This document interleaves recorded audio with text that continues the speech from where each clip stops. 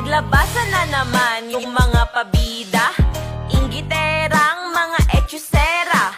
Sa social media, mga pilingera. Malamang ginawa ko yun kasi may pera. Gaya-gaya daw ako kasi wala nang ingay.